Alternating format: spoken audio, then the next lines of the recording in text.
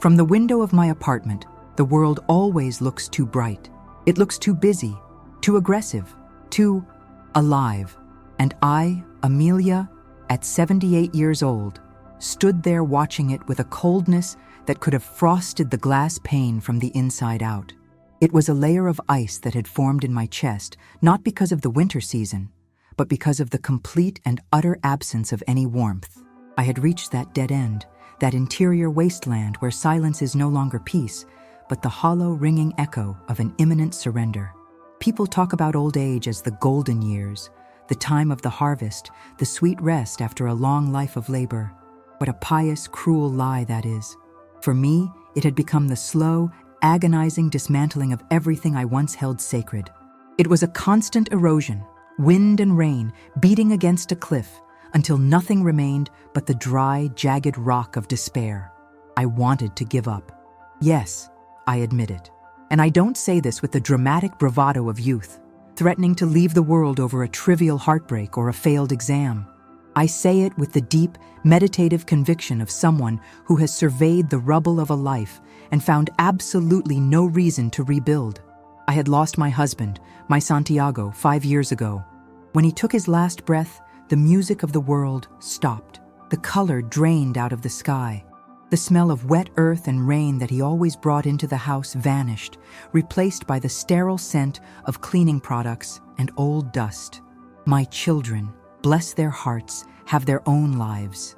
They have their own struggles, their own clocks ticking at a frantic rhythm that I can no longer follow, nor do I want to interfere with. They had left me in this apartment. It was comfortable, sunny, and spacious, yes, but for me, it had transformed into a golden cage where the bars were made of memories that tortured me, and the luxury was nothing more than an imposed, suffocating solitude. Faith, that anchor my mother taught me to grip with tooth and nail since I was in the cradle. I had let go of it months ago. It didn't snap, it didn't break in a moment of dramatic fury. It simply slid from my fingers like fine, dry sand. It happened without fanfare, without screaming at the heavens. It happened with an infinite, crushing tiredness. How could I believe in a divine plan when the only visible plan was my own slow, humiliating extinction? The prayers felt hollow in my mouth, like chewing on ash. The churches felt cold, stone tombs for a God who had stopped listening. The image of Christ on my living room wall seemed like the portrait of a stranger who watched me with indifferent eyes, completely unable or unwilling to understand my earthly agony.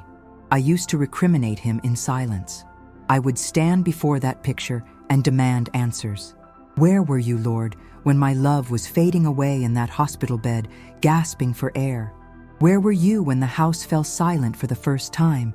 Where were you when my own soul screamed for a sign, just a flicker of a candle, and found only the echo of my own lament bouncing off the walls? In that silent surrender, in that total abandonment of hope, I decided it was time. The decision wasn't rash. It was calculated. It was the only thing I had control over. The morning my final decision was made, it was a Tuesday. I remember the pale sun trying to push through a dense fog that had settled over the city, a perfect metaphor for my spirit. I had prepared everything with the meticulousness that only people who have truly accepted the end can possess. I paid every single bill. I wrote the letters, sealing them with wax, a final touch of elegance. I took the few pieces of jewelry I had left, the ruby brooch, the pearl necklace, and placed them in a velvet box for my granddaughter, Elena. I wanted to leave no burden, only silence. I walked to the closet and pulled out my best wool suit. It was a deep charcoal gray, the one Santiago had given me for our silver anniversary. It was beautiful, timeless. Putting it on felt like armor. It was a way to go with dignity, a final gesture of self-love in a world that had ceased to love me. I buttoned the jacket, my fingers trembling slightly not from fear, but from age and the coldness of the room. I brushed my hair, pinning it back severely. I looked in the mirror. The woman staring back was a ghost. Her eyes were dry deserts. Her skin was a map of grief. But there was resolve there, a terrifying, calm resolve. I walked to the living room and picked up that old photo from the mantelpiece. It was the one thing I couldn't pack away. It was Santiago and me, 40 years ago, standing in a field of sunflowers. The wind was blowing my hair across my face, and he was laughing, head thrown back, hand on my waist. We looked immortal. We looked like we had endless time. Holding that frame, I felt a sharp, physical pain in the center of my chest, a reminder of why I was doing this. The pain of absence was worse than the fear of death. I set the photo down, face up, so it would be the last thing I saw, or perhaps the first thing they found. I moved toward the front door. This was it. The threshold of no return. I wasn't going to do it here, in the home we built. I was going to step out, walk into the cold fog, and let the city swallow me. I placed my hand on the brass doorknob. It was freezing to the touch. I took a deep breath, inhaling the stale air of the apartment one last time. I was ready to face the cold finale. I turned the handle, the mechanism clicking loudly in the silence. But just as the latch disengaged, just as I was about to push the wood and step into the void, I heard it. It was a tiny sound, almost imperceptible. It was so faint that if I had been breathing any louder, I would have missed it. It broke the hegemony of my silence like a pebble hitting a frozen lake. It wasn't a scream. It wasn't a cry for help. It wasn't a siren. It was a hum, a melody. I froze. My hand tightened on the doorknob, turning my knuckles white. My heart, which had been beating with an irritating, sluggish indifference for months, gave a sudden, violent lurch. I frowned, a spark of annoyance flaring up. Who dared to interrupt this? Who dared to bring noise into my private, solemn requiem? I had curated this moment perfectly. I had cleared the stage. And now, a sound. I didn't open the door. Instead, I leaned my forehead against the wood. I listened. It was a child's voice. A sweet, clumsy, off-key humming coming from the landing of the floor below. It was a tune I recognized, buried deep under layers of years. A lullaby. Something about a little shepherd and a lost sheep. A song my own grandmother used to sing when the thunder rattled the windows. Why was I hearing it now?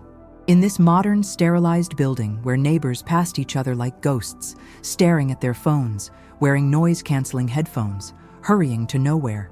No one sang in the hallways here. The curiosity was agonizing. It fought against my resolve. I could have just opened the door and walked past, ignored the sound, and marched toward my fate. But the anomaly of it rooted me to the spot. It was too innocent, too stark against the darkness of my mind. Slowly, betraying my own plan, I let go of the handle and moved my eye to the peephole. I felt a pang of guilt, a feeling that I was delaying the inevitable, that I was being a coward. But I had to see. I had to know what kind of creature was singing in the face of my apocalypse. I squinted through the small glass lens, the fisheye view distorting the hallway. And there he was, sitting on the top step of the stairs leading down, his knees pulled up tight to his chest. He was wearing a coat that was at least 2 sizes too big, the sleeves swallowing his small hands. It was Mateo, the boy from apartment 4B, the son of the young woman, Inez, a single mother who worked double shifts at the clinic and looked perpetually exhausted. I barely knew them. A polite nod at the mailbox, a murmur in the elevator. That was all. Mateo looked to be about 5 or 6 years old. His brown hair was a chaotic mess, sticking up in tufts. But even through the distorted glass of the peephole, I could see his eyes. They were huge, dark, absorbing every photon of light in the dim hallway. He had a notebook balanced precariously on his knees and was gripping a blue wax crayon like it was a tool of immense importance. And he was humming.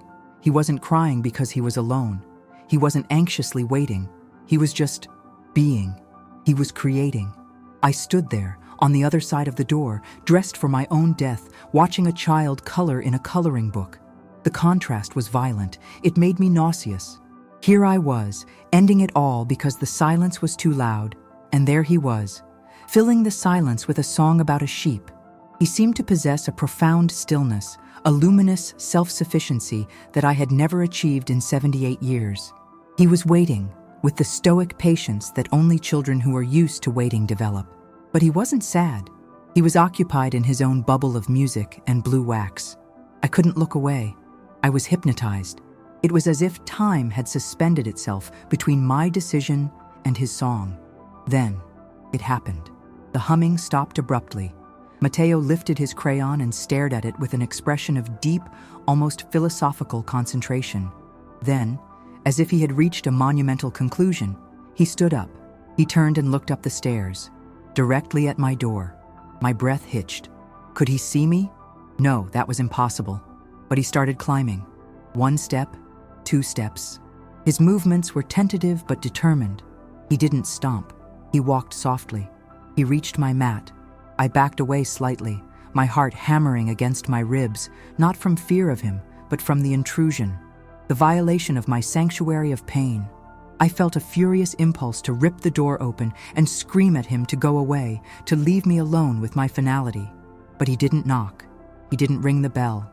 In an act that wasn't a demand, but a nervous caress, he touched the wood of my door with his small palm. Then, he knelt down. I heard the rustle of paper. He was sliding something underneath my door. I stared at the white corner of paper appearing on my floorboards.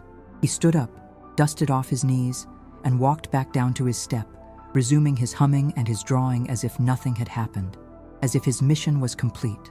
My decision, my farewell, my carefully drawn plan, everything halted. The momentum of my despair crashed into the obstacle of curiosity. What had he done? Why me? Why now? My knees creaked as I lowered myself to the floor, the wool suit stiff and uncomfortable. My hand shook as I reached for the paper. I unfolded it. It was a drawing, rough, childish, blue and yellow wax. A round, enormous figure, me, I assumed, with a very serious expression. A small figure next to it with messy hair. And a sun. A gigantic, disproportionate sun that took up half the page. But it wasn't the drawing that stopped my heart. It was the words written underneath in clumsy block letters. You are not alone. The sun always returns. Matteo. I sat on the floor, clutching the paper. The silence of the apartment suddenly shattered not by noise, but by a message I hadn't asked for, didn't deserve, and wasn't ready to read. That sheet of blue and yellow paper, with its jagged edges where it had been torn from a spiral notebook, became the heaviest thing I had ever held. The sun always returns. The audacity of it, the sheer, blinding innocence of that statement paralyzed me. I remained there, kneeling on the cold marble of my entryway, the draft from under the door chilling my ankles, but I couldn't move. The silence I had so carefully cultivated, the silence that was supposed to be my tomb, was now vibrating with the echo of that sentence. I felt a flush of heat rise up my neck, a strange mix of embarrassment and confusion. Here I was, Amelia, a woman who had lived through wars, buried parents, nursed a husband through a terminal illness, and decided to end her own existence with the stoicism of a statue. And yet, I had been completely disarmed by a 5-year-old with a crayon. It was a shame that burned. It wasn't the shame of sin. It was the shame of rigidness. I had become so brittle, so convinced that my story was over, that a child's scribble shattered my entire narrative. The tears finally came, but they weren't the tears of the grieving widow I had been for 5 years. They were hot, angry tears. I was furious at myself for being so close to the edge, for being so willing to throw away the only currency I had left, time. And, irrationally, I was angry at that boy, Matteo, for intruding, for forcing me to look at a sun drawn in yellow wax when all I wanted was the dark. I forced myself to stand up. My joints popped, a cacophony of old bones protesting the hard floor. The physical pain was almost welcome. It was sharp, immediate, and real. It was a distraction from the emotional abyss I had been dangling over. I walked to the mirror in the hallway, the one I had planned to never look into again. I stared at my reflection. The charcoal gray wool suit, the one I had chosen with such morbid care to be my burial shroud, now looked ridiculous. It looked like a costume. I looked like an actor who had dressed up for a tragedy that had been canceled due to rain. My hair was too tight. My lipstick was too red against my pale skin. In my eyes, however, the vacancy was gone. The dead look was replaced by perplexity. I looked like someone who had just woken up from a coma and didn't recognize the room. I turned away from the door. I didn't open it. I didn't go out into the fog. Instead, I walked to the kitchen. My hands, which had been so steady when I was writing my suicide notes, were now trembling violently. I filled the kettle with water. The sound of the tap running, the splash of water against metal, seemed deafeningly loud. I put it on the stove and lit the flame. That blue circle of fire was the most beautiful thing I had seen in months. It was energy, it was heat, it was life. I made coffee. Not the instant sludge I had been drinking out of apathy, but real coffee. I ground the beans. The aroma filled the kitchen, bitter, earthy, rich. It was a sensory explosion. For a long time, I had denied myself these small pleasures because I felt I didn't deserve them without Santiago. But today, I inhaled it greedily.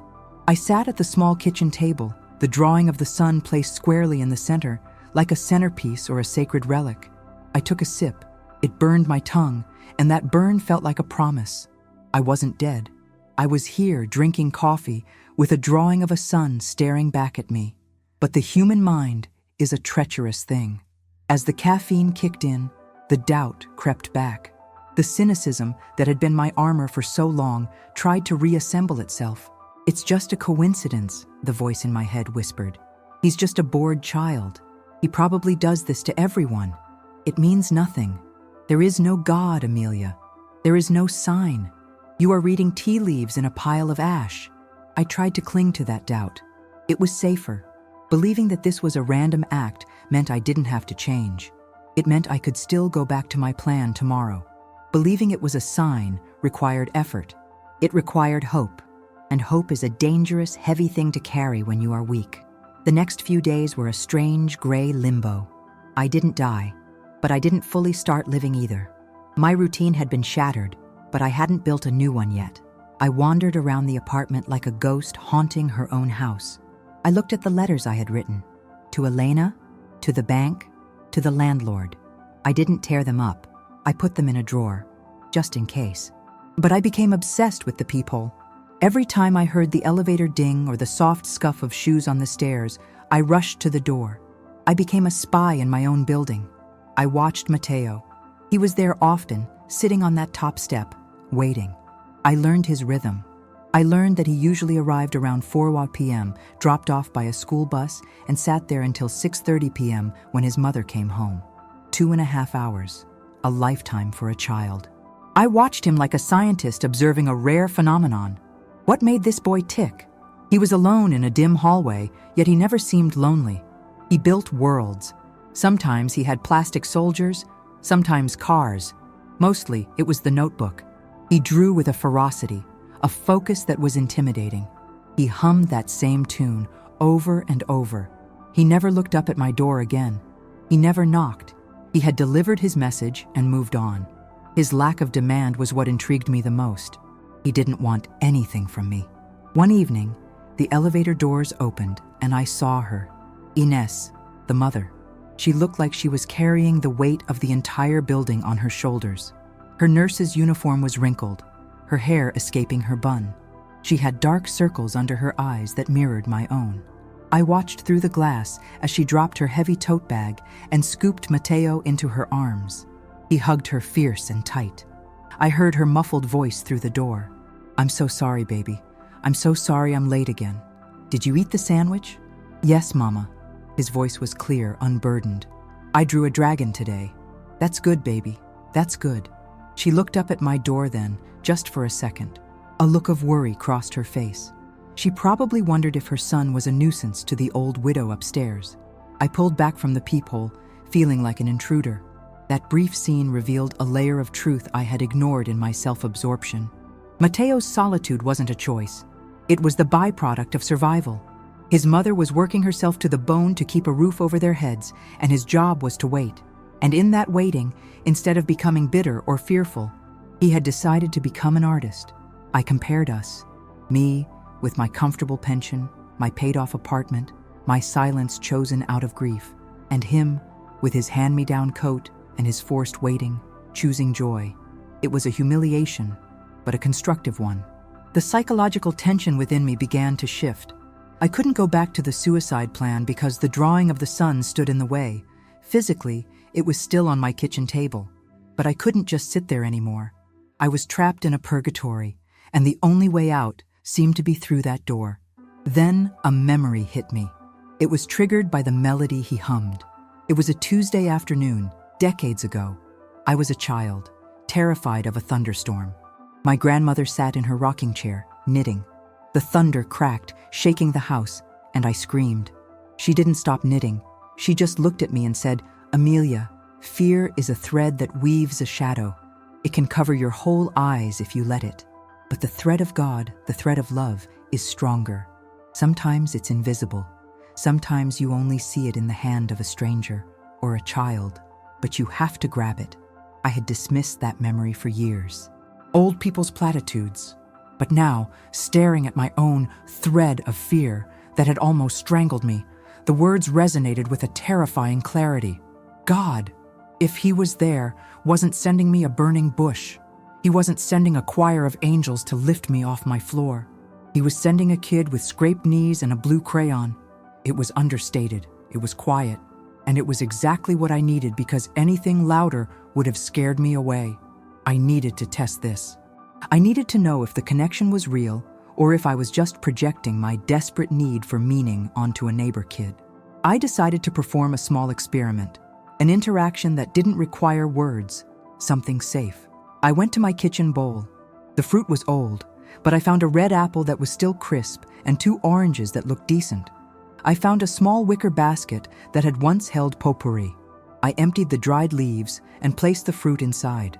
My heart was racing absurdly fast. I felt like a teenager about to pass a note to a crush or a spy planting evidence.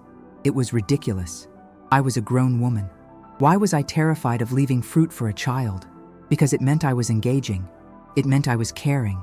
And caring was the precursor to loss. That was my fear. If I cared about this boy, I opened the door to pain again. But the drawing, the sun always returns. I waited until I heard the heavy thud of his school bag hitting the floor on the landing below, his arrival signal. I waited 5 minutes. Then, 10. I crept to the door. I unlocked it slowly, trying to silence the click. I opened it just a crack. He was there, head bent over his notebook. I took a breath, opened the door, placed the basket on the floor near the top step, just within his line of sight, but not too close, and retreated. I closed the door and locked it. Then I practically ran to the peephole. I watched. Mateo stopped drawing. He lifted his head. He sniffed the air like a little animal. Then he saw the basket.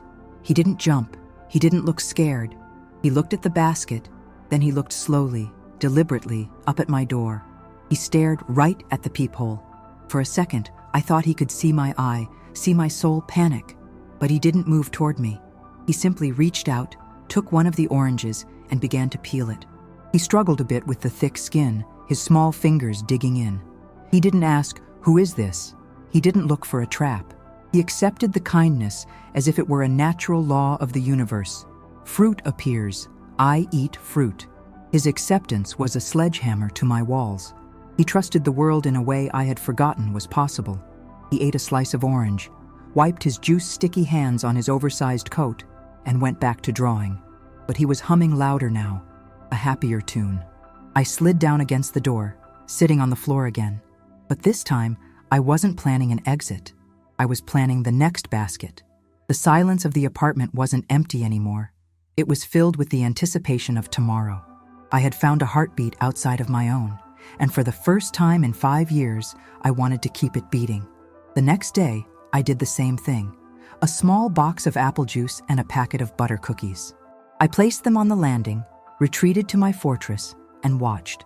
This time, when I returned to my hiding spot behind the door, I noticed something had changed in my own environment. The original drawing, the one he had slid under my door with the message that saved my life, was no longer sitting haphazardly on my side table. I had moved it. I had placed it upright on the dining room table, propped against a crystal vase. In my mind, I had framed it. It had become the central icon of my new fragile existence. The solitude, once my great companion and my executioner, was cracking. The silent, suffocating routine of my despair was being replaced by the adrenaline of these covert operations. The narrative rhythm of my life had shifted from a melancholic pause to the tension of waiting. Was this God? Or was this just the intrinsic human need to connect, to give, even if it was just an apple to an unknown child? It was a revelation that made me tremble, a truth that was human and vulnerable, pushing its way through the ashes of my lost faith. I was starting to live not for myself, but for the expectation of the boy on the landing. And that expectation, however small, was the first real heartbeat I had felt in a long, long time. But I needed to know more. I needed to understand why this child was different. I needed this miracle of crayon and patience to become coherent, or else my surrender might return with greater force. The interaction had to become direct. I couldn't keep leaving offerings like a ghost appeasing a spirit. It felt cowardly. I was Amelia, the woman who had managed household budgets during recessions, raised headstrong children, and faced doctors with steel in her spine. I could not allow my life to depend on observation through a half-inch glass lens. One Tuesday, I didn't just leave the basket. I waited. I heard the thud of his arrival. I heard the rustle of his coat. I took a deep breath, the kind you take before diving into deep water. I had found a coloring book in the back of a closet, something I had bought for a granddaughter years ago and for reasons lost to time and family drift, never gave her. It was pristine, smelling of old paper. I grabbed a set of colored pencils I used to use for marking calendars. I opened the door. I didn't open it a crack. I opened it wide. I stood on the threshold, my hand trembling slightly on the cold brass lever. The air in the hallway felt charged, heavy with the static of my anxiety. Mateo was there, sitting on his usual step, focused intently on a small wooden car he was running along the railing. His humming was, as always, his personal soundtrack. He stopped when the latch clicked. He looked up. He didn't flinch. He didn't scramble back. His reaction surprised me. His gaze was direct, those dark eyes holding mine without the cynicism or distrust one expects from children raised in this loud, dangerous century. It was just a clean, unadulterated curiosity. I felt completely exposed. The wool suit felt too heavy. My skin felt too old. "Mateo," I said. My voice was raspy from disuse. It sounded lower, scratchier than I remembered. "Good morning," he replied. His voice was surprisingly clear, polite, and steady. "Good morning, Mateo. I am Amelia, your neighbor from upstairs." I gestured awkwardly with the coloring book, feeling foolish. "I saw that you like to draw. I wanted to give you this, so you can continue making your masterpieces." He stood up. It was a slow, meditative movement. He approached me, not with the greedy haste of a child reaching for a gift, but with the dignity of a diplomat accepting a credential. He took the pencils and the book with both hands. His fingers brushed mine, a touch so brief and light I almost missed it, yet it felt like it burned my skin. "Thank you, Mrs. Amelia," he said. Then he did something that stopped the world. He didn't turn away. He looked at me, tilting his head slightly, sniffing the air. "Are you better today?" he asked. "The house doesn't smell so sad anymore." I froze. My hand was still suspended in the air where he had taken the book. The question hit me with the force of a physical blow. The house doesn't smell so sad. A child had smelled my despair. He had perceived the olfactory essence of my surrender. It was a revelation of intimacy so profound I felt like he had read my diary. "Sad?" I managed to whisper, feeling the sting of tears pricking my eyelids. "What does sad smell like, Mateo?" "Like old keys," he said, with total seriousness. "Like when you open a drawer that hasn't been opened in a long time. Just dust and quiet. But today," he paused, sniffing again, "today it smells a little bit like cinnamon. That is better." Cinnamon. I had put a pinch of cinnamon in my coffee that morning. A tiny, unconscious detail. A vestige of an old habit I had shared with Santiago. Something I hadn't done in 5 years. And Mateo had caught it. He hadn't just sensed the sadness. He had detected the shift, the microscopic turn of the screw toward life. In that moment, on that drafty landing, the doubt vanished. This was not a coincidence. This child was a lighthouse. I had been looking for faith in thunderclaps and burning bushes, and God was sending it to me in the sensory perceptions of a 5-year-old. He saw the invisible. He smelled the change in my soul before I had even admitted it to myself. "Yes," I said, my voice trembling. It is cinnamon. I like cinnamon. Me too, he smiled. A real smile, missing a tooth on the side. It smells like Christmas. That was the first of our conversations. They weren't long philosophical debates. They were bursts of childish wisdom that cut through my defenses like a hot knife through butter. I discovered that Matteo waited for his mother because she picked up extra shifts to pay for his school. I learned that he loved drawing the sun because, as he put it, it's the easiest thing to promise. The dynamic shifted rapidly. The despair that had been my constant companion was transforming into an intense, protective affection. My mission was no longer to plan my exit. It was to protect this small source of light on the landing. I started baking. I hadn't turned on the oven for anything other than frozen dinners since Santiago died. But now I bought flour, oats, brown sugar. I made oatmeal cookies. The apartment filled with the scent of toasted oats and, of course, cinnamon. I brought them down to him in a Tupperware container. He accepted them with that same solemn pleasure. "These are the cookies of the promise," I told him one afternoon, the words slipping out before I could check them. He looked at a cookie, then at me. "What promise?" "The promise that the sun always returns," I answered, using his own words. He nodded, as if this made perfect sense, and took a bite. In that interaction, I wasn't just feeding a hungry boy. I was feeding my own starving soul. But with this new connection came a new terror. The narrative tension in my life grew because I was building my recovery around a temporary creature. He was a neighbor. They were renters. What if they moved? What if he grew up and stopped sitting on the stairs? What if my fragile faith, which was currently resting entirely on his small shoulders, collapsed without his presence? This question caused me nights of insomnia. It was a new internal demon, replacing the desire for death with the fear of loss. But I couldn't stop. I needed to understand the source of his resilience. One afternoon, while the rain lashed against the skylight of the stairwell, I sat on the step above him. I dared to ask the question that touched the core of my own struggle. "Matteo," I said softly, "why did you draw the sun so big in that picture you gave me?" "It was bigger than the people, bigger than the house." He looked up from his drawing. Colored pencils were scattered around him like a rainbow explosion. He took his time to answer, tapping a yellow pencil against his chin. "Because it's the biggest part of the promise," he said, his voice matter of fact. "It's the thing that never goes away. It's there, even when the clouds cover it up. My mama says it's like God. You don't always see him, but if you draw him big, you forget him less." I stared at him. He had, unconsciously, articulated the theology that I, a woman of lifelong faith, had forgotten in my grief. The permanence of light, even when hidden.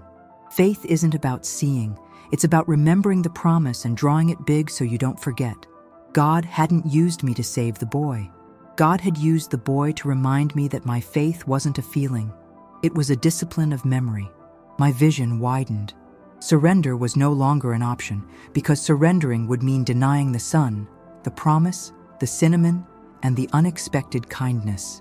There was a structure, a purpose revealing itself through the smallest, most innocent things. My heart was healing. Not overnight, not in a flash of glory, but cookie by cookie, promise by promise, crayon by crayon. However, the shadows of the past are long. Just as I began to feel the warmth returning, the old guilt, the specific guilt about Santiago's death, began to surface. It wasn't just sadness anymore. It was the feeling that I didn't deserve this second chance. Why should I feel the sun when Santiago was in the dark? This was the barrier I had to cross next. And I knew instinctively that Matteo would be the one to help me cross it, though I had no idea how a 5-year-old could absolve a sin he didn't know existed. Happiness, when it begins to return after a long absence, feels less like a gift and more like a betrayal. That was the harsh, bitter lesson I was learning in the weeks that followed.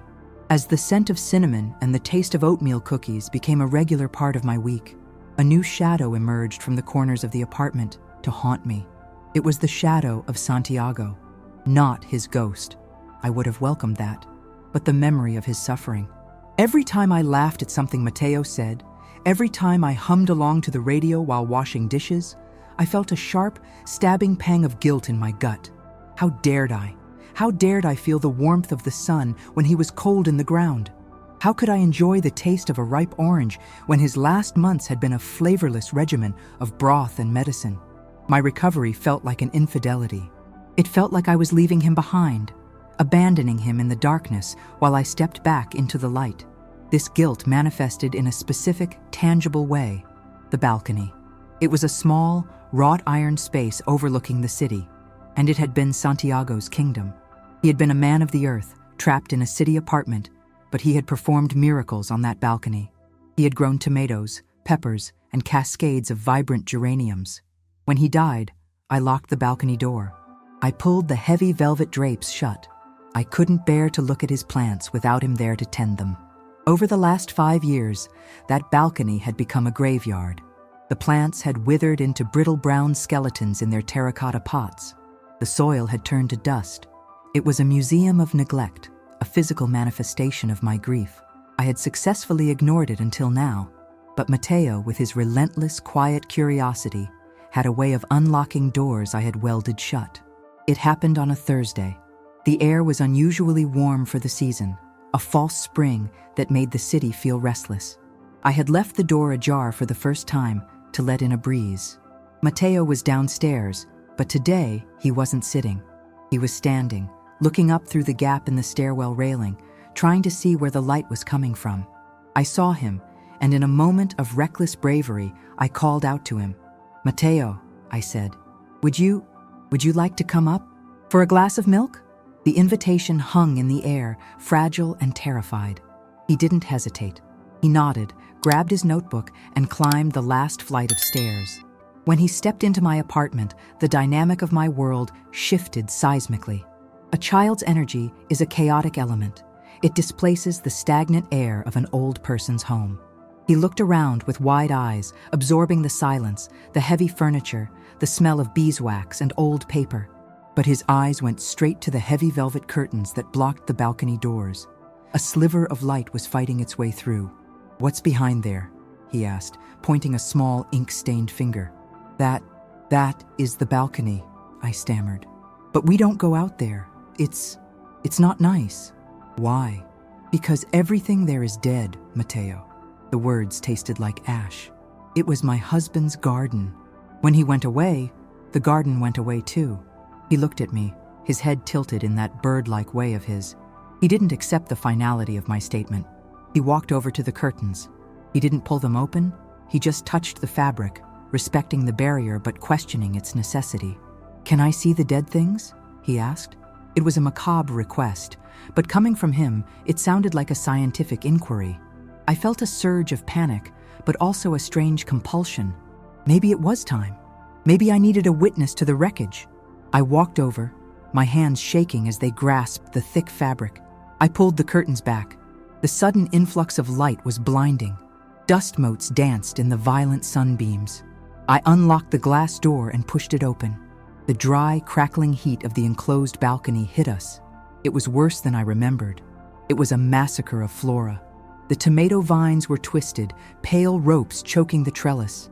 The geraniums were piles of brown crisp. The earth in the pots was cracked like a desert floor. I felt tears prick my eyes, tears of shame.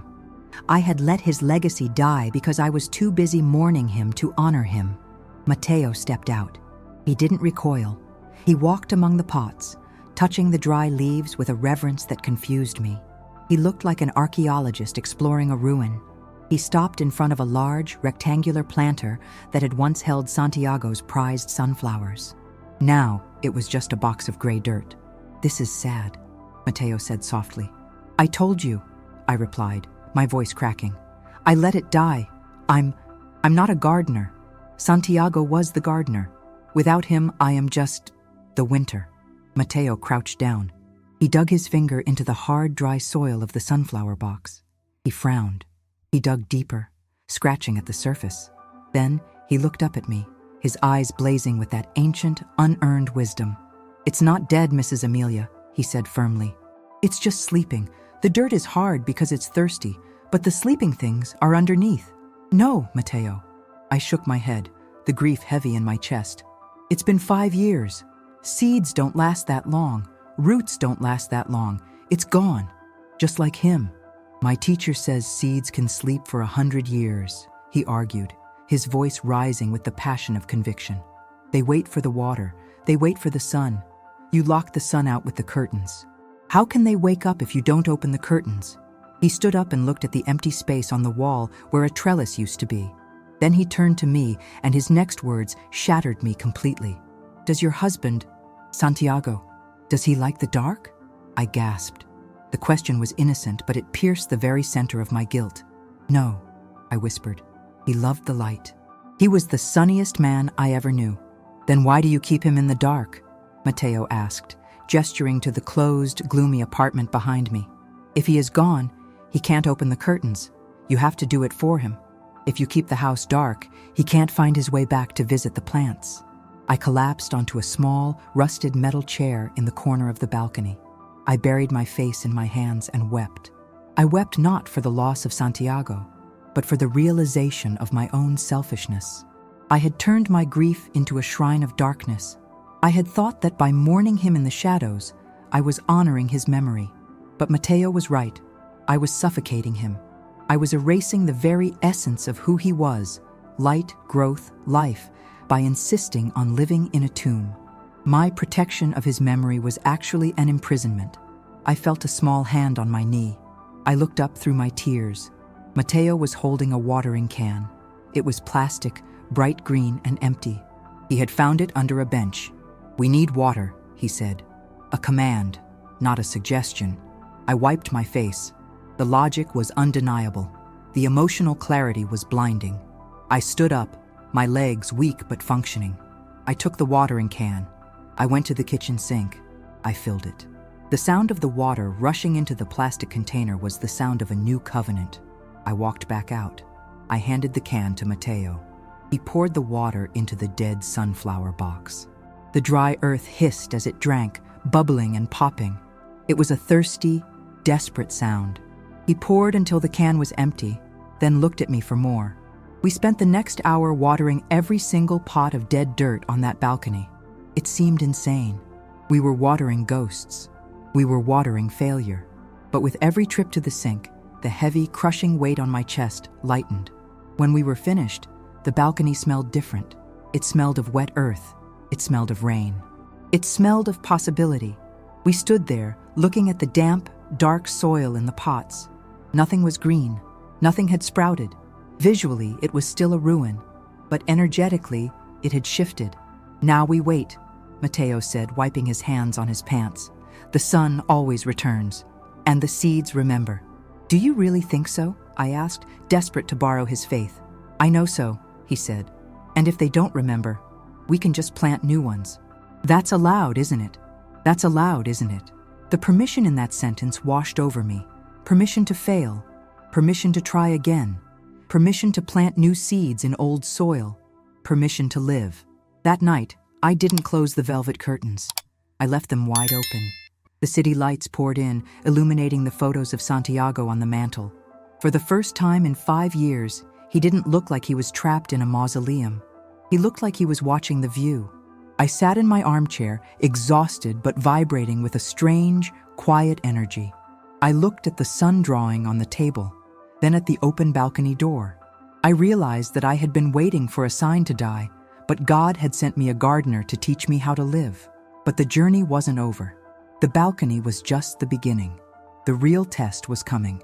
Because the next day, when I went down to the landing to wait for Mateo, he didn't come. The bus arrived. The doors opened. Children poured out. But no Mateo. I waited until the sun went down. I waited until the streetlights flickered on. The silence on the stairs was deafening. The fear, which I thought I had banished with the watering can, returned with a vengeance. It wasn't the fear of my own death anymore. It was the terrifying, paralyzing fear of losing the only thread that held me to the world. The silence that followed Mateo's absence was not the heavy, dull silence of my previous life. It was a sharp, screaming silence. It was a vacuum that sucked the air out of the hallway and left me gasping. For 2 days, the stairs remained empty.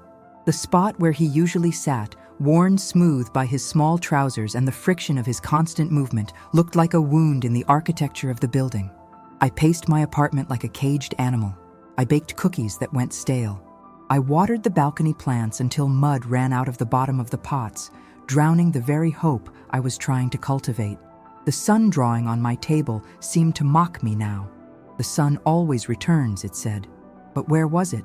The sky outside was a bruised purple, heavy with rain, and the boy was gone. The old voices in my head, the ones I thought I had silenced with cinnamon and soil, began to whisper again. You see, they hissed. This is why you don't love. This is why you don't attach. Everyone leaves. Santiago left. The children left. Now the boy is gone. You are cursed, Amelia. You are meant to be the custodian of the void. Panic, cold and slimy, coiled around my heart. I couldn't just wait.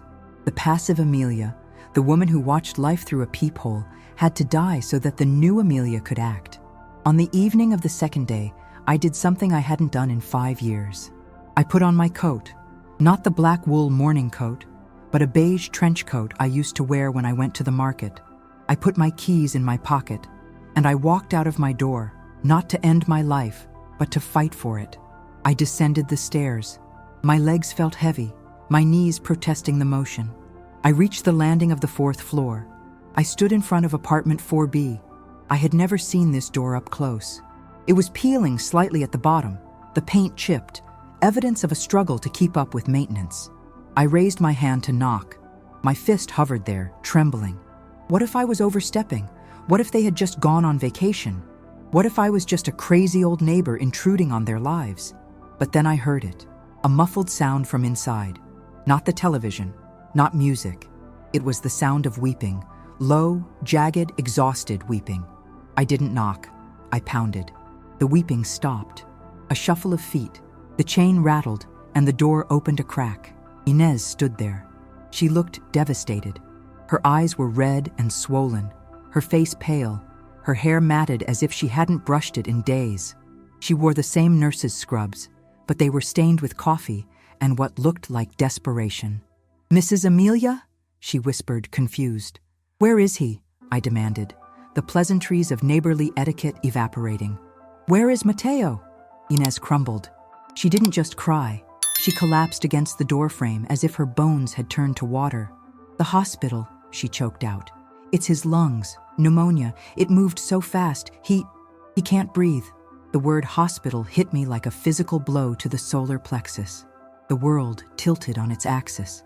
Suddenly, I wasn't in the hallway of my building. I was back there. The antiseptic smell. The fluorescent lights that hummed like dying insects. The rhythmic beeping of the monitors counting down the seconds of Santiago's life. The hospital was the place where love went to die. It was the belly of the beast that had chewed me up and spit me out as a widow. My instinct screamed at me to run. Run upstairs, lock the door, hide under the bed. Do not go back to the place of death. But then I looked at Inez.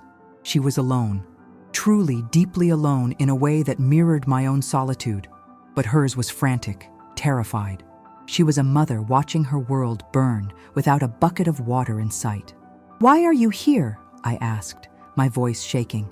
"I came to get his bear," she sobbed, clutching a worn brown teddy bear to her chest. "He woke up screaming for it.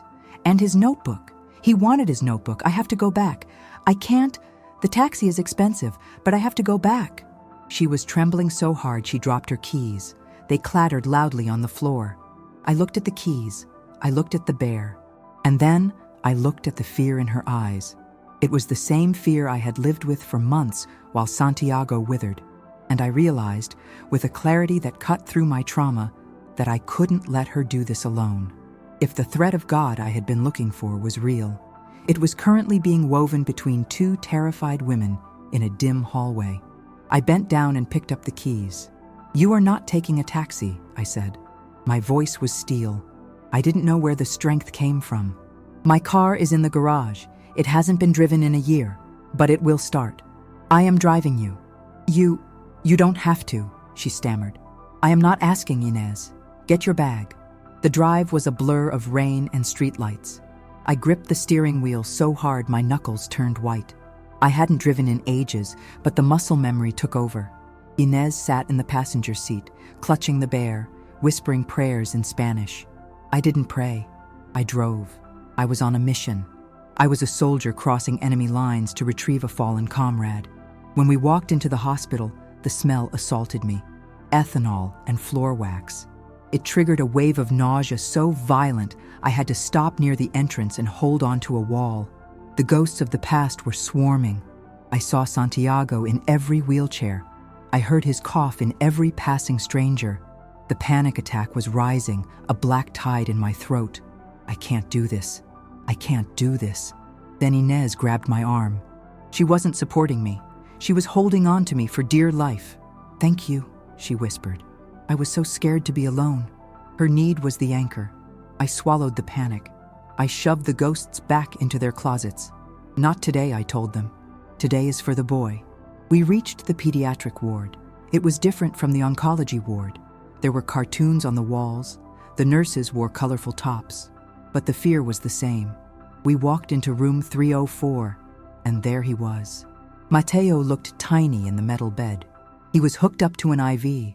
An oxygen mask covered his nose and mouth, misting with every shallow, ragged breath. His skin was gray, the vibrant energy of the stairwell completely extinguished. He looked like a broken doll. I stood at the foot of the bed, frozen. This was my nightmare. To love something and watch it fade. To pour water on a seed only to watch the frost kill it. Why had I opened the door? Why had I accepted the cookies? If I had stayed in my apartment, this would just be a sad story about a neighbor. Now, it was a tragedy happening to my boy. Inez rushed to his side, stroking his hair, whispering to him. She placed the bear in his arm. He stirred. His eyelids fluttered open. They were glassy, fever bright. He looked at his mother, then his eyes drifted past her. They locked onto me. He didn't look surprised. He looked relieved. He lifted a hand, heavy with the tape of the IV, and pulled the mask down slightly. "Mrs. Amelia," he croaked. His voice was a shadow. "I'm here, Mateo," I said, stepping forward, ignoring the screaming in my head that told me to flee. I took his small, hot hand in mine. "The plants," he wheezed. Did you check the plants?" I choked back a sob. Here he was, fighting for air, fighting for his life, and he was worried about the dead geraniums on my balcony. He was worried about the pact we had made with the soil. "Yes," I lied. "Yes, Mateo." I checked them. "Did the sun come back?" he asked, his eyes searching mine for the truth. I looked at this child who had saved me from suicide with a crayon drawing. I looked at the machinery keeping him alive. I looked at the rain lashing against the hospital window. There was no sun. There was only the cold, hard reality of illness. But looking at him, I realized that he wasn't asking about the weather. He was asking about the promise. He was asking if hope was still valid in the face of this darkness. I squeezed his hand. "The sun is stubborn, Mateo," I said, my voice fierce. "It's fighting the clouds right now. But I told it you were waiting. I told it we planted the seeds. And you know what? I think it's listening. But you have to help it. You have to be strong so you can see it when it breaks through. Do you understand?" He nodded weakly. "I'll wait," he whispered. "I'm good at waiting." He closed his eyes, his breathing hitching. The monitor beeped steadily, a rhythmic reminder of the fragility of the moment. Inez was weeping silently on the other side of the bed. I looked around the room. There was a stiff plastic chair in the corner. I pulled it up to the bedside. "Inez," I said softly, "you look like you haven't slept in 48 hours. There is a couch in the waiting room. Go lie down. Go wash your face." "I can't leave him," she protested. "You aren't leaving him. You are leaving him with his grandmother," I said. The word slipped out before I could stop it. Grandmother. I hadn't been a grandmother to my own blood in years, estranged by my own grief and distance. But here, in this sterile room, I claimed the title. Inez looked at me, her eyes widening. She saw the resolve in my face. She saw that I wasn't going anywhere. She nodded, touched Mateo's cheek, and left the room. I was alone with him. The beep of the machine was the only sound. I sat there, holding his hand, watching his chest rise and fall. The ghosts of the hospital tried to return. I remembered sitting like this with Santiago. I remembered the moment his hand went cold. The terror threatened to overwhelm me again. "He's going to die," the fear whispered. "You are just a witness to death." "No," I spoke aloud to the empty room. No. I reached into my bag, the big tote bag I had grabbed in a hurry.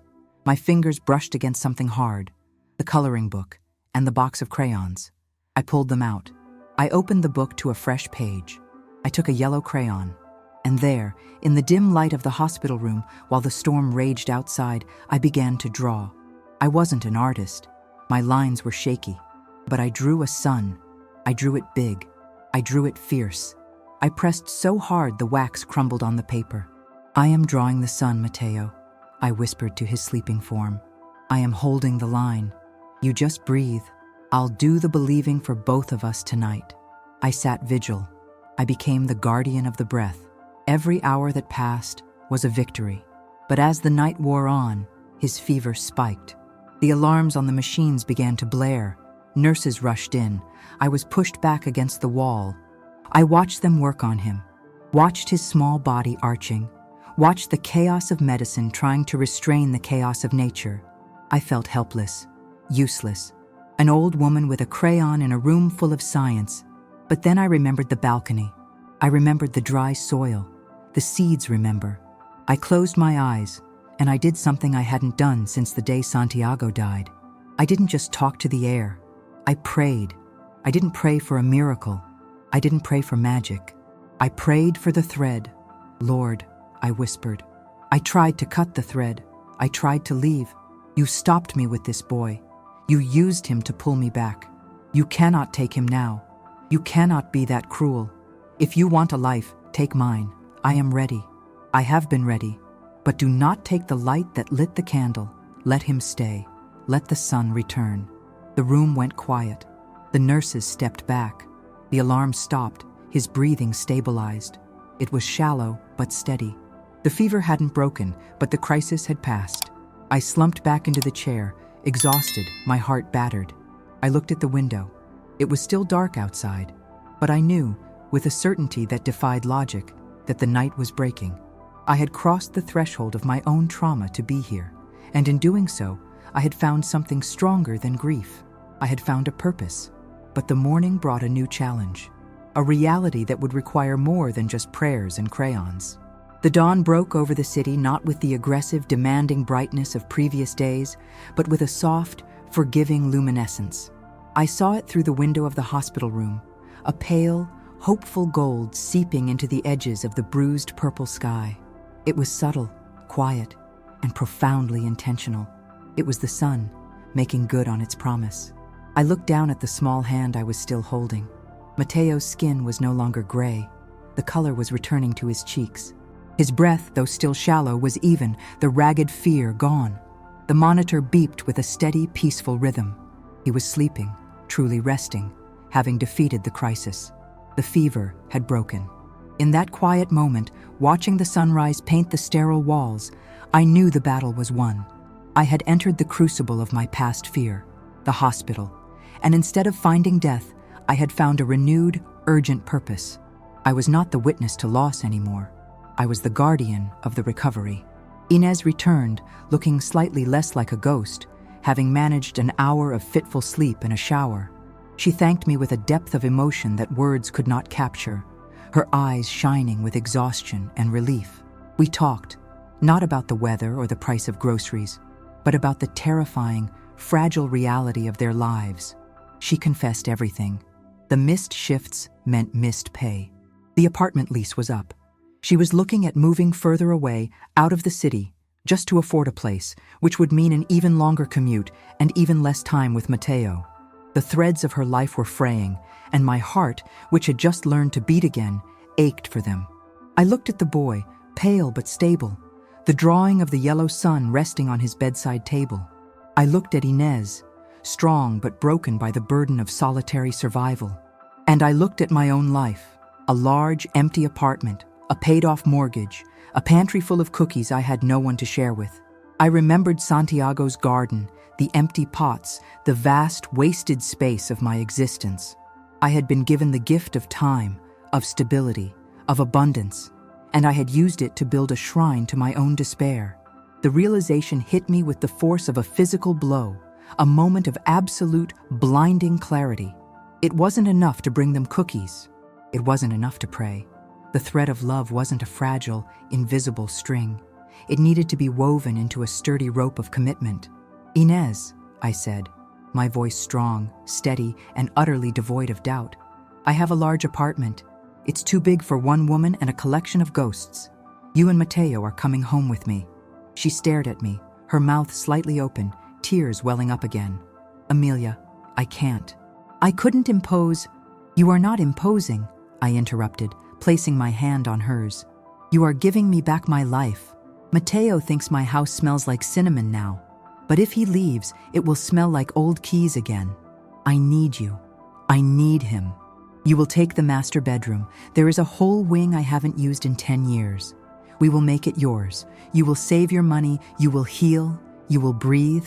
And Mateo will be right down the hall." She didn't argue further. The exhaustion was too deep, the offer too perfect. She simply nodded, tears streaming down her face, and squeezed my hand. In that moment, the final crucial seed was planted. I was exchanging my solitary, suffocating comfort for the chaotic, terrifying, life-affirming joy of belonging. Later that afternoon, after Mateo was declared stable and we were allowed to take him home with strict instructions, we drove back. The sun was fully out now, blasting through the car windows. We didn't talk much. Inez cradled the sleeping Mateo. I drove, feeling the familiar weight of the steering wheel. But the terror was gone, replaced by a deep, peaceful readiness. When we arrived, the first thing I did was carry Mateo, limp and sleeping, into my spare room. I tucked him into the clean, unused sheets of the bed I had kept ready for a visitor who never came. He was the guest I had been waiting for all along. Then, I walked back to the living room. I needed to finish the last step of the journey, the one the title promised. I walked to the mantelpiece and picked up that old photo, the one of Santiago and me laughing in the sunflower field 40 years ago. That old photo revealed something God wanted me to remember. I looked at the image. I had always seen it as a picture of happiness, of eternal love, now lost. But as I held it now, after everything, I saw the truth.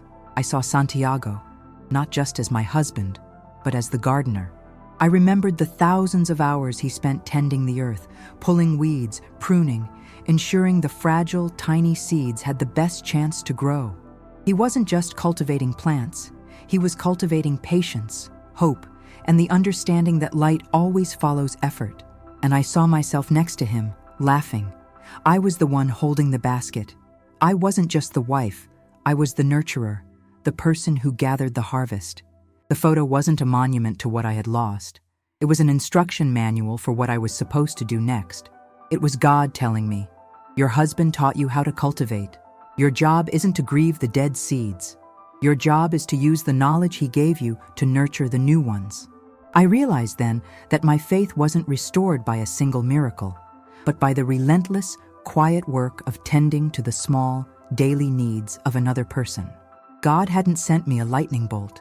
He had sent me a specific purpose, to use my abundance to shelter the innocent, to use my love to anchor the fearful. My grief hadn't been a punishment. It had been a training ground for compassion. I walked to the balcony. The sun was streaming in. The air smelled of wet earth and possibility. I knelt beside the sunflower box. The dirt was damp and dark. My heart hammered. And there, in the center of the box, pushing up through the heavy, dark soil, was a tiny flash of green. A single, hopeful sprout. A seed that had been sleeping for 5 years, waiting only for the water and the open light, waiting for the promise to be honored. I reached out and gently touched the sprout. It was impossibly small, yet vibrating with the entire force of life. It was a perfect, tiny miracle. It was the physical manifestation of the return. I went back inside and found the coloring book. I ripped out the page with the sun I had drawn in the hospital. I walked back to the balcony. I didn't frame it or put it in a box. I taped the drawing of the sun to the railing, facing the sky. This was the end of the darkness. My apartment was no longer a cage. It was a sanctuary. My routine was no longer a path to death. It was the foundation of a new family. I was a widow, yes, but I was also a grandmother, a gardener, and most importantly, a believer in the return of the sun. The only thing you truly needed to live, I realized, wasn't to fight the darkness, but simply to keep drawing the light, even with a shaky hand and a blue crayon, and never, ever to close the curtains again.